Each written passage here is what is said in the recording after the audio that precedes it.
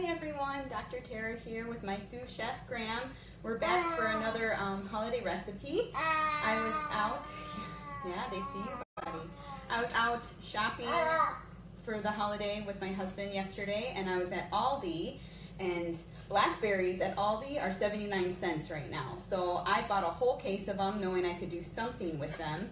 I really like to make jam in the summer. My family goes out and we pick strawberries straight from the fields, and then we come home and make strawberry jam. So when I saw the blackberries on sale, I was like, I want to make blackberry jam. Because we went through the strawberry jam so quickly, and I gave it away as well for gifts, and I thought I could double the batch right now and do some extra holiday gifts, making some homemade jam for people. So today we are making holiday blackberry bourbon jam. I just thought that sounded like a good festive jam to make for the holiday season. So I've kind of done a lot already this morning, so I'm just going to talk you through a little bit what I did. So I have 1 pound of blackberries that I rinsed and I put in a pot, and then I put one tablespoon of lemon juice and half a lemon, as well as 1 tablespoon of good bourbon. And then you can, if you have fresh vanilla bean at home, you can open it up and scrape the beans out and put that in a pan as well. I didn't have any, but I make my own homemade vanilla extract, which is super easy if you're ever looking for an easy gift idea or just want to make your own. It's pretty much vanilla beans in a bottle with a liqueur. So this is vodka based, but you can use bourbon based, and you let it sit for like 6 months and then it's ready to use. So I just make a big batch of it and continually have homemade vanilla extract going. So again, we got vanilla, we got blackberries, we got lemon, and bourbon, and sugar, and that's pretty much all that's in it. So I will post the recipe on the bottom of this video when we're all done, so you can go step by step. And again, I just found this recipe on Pinterest, and it looked interesting to me. So this is actually my first time making it, but I thought I'd give it a try. So this morning I put a pound of blackberries in this pot with all the other ingredients, and I mashed it all together. The lemon and the lemon rind act as a pectin, so you don't need that other package of pectin that you put in some jams. You don't need that when you're using lemons. And then the sugar acts as a thickening agent as well.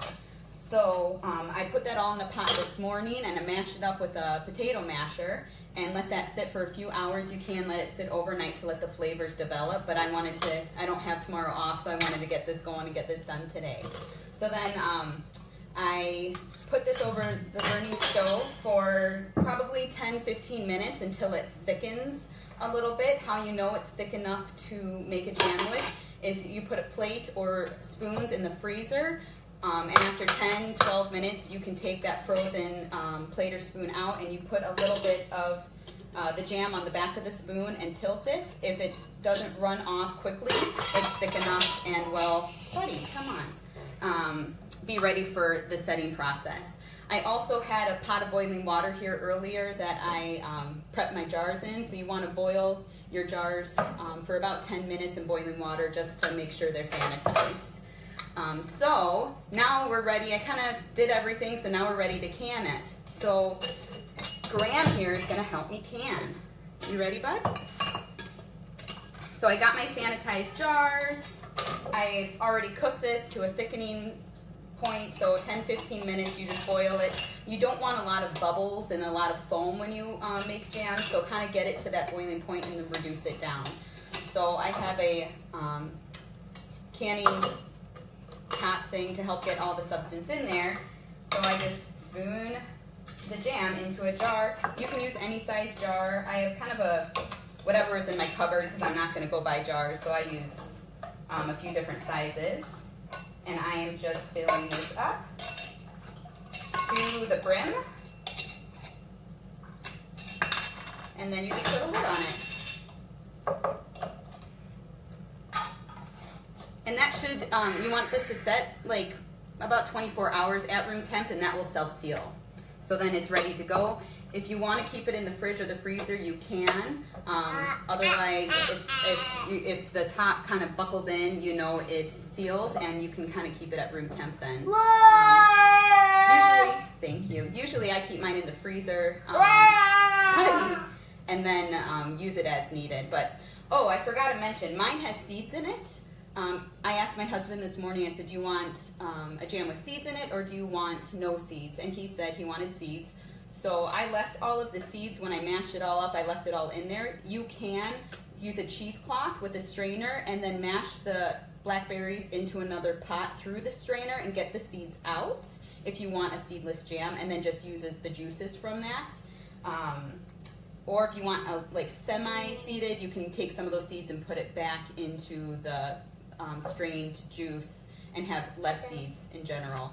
If you don't want the seeds, do not throw the seeds away. You can use them in smoothies. They got a lot of vitamins and nutrients in the seeds themselves, so make sure you don't just throw them in the garbage. You can use every part.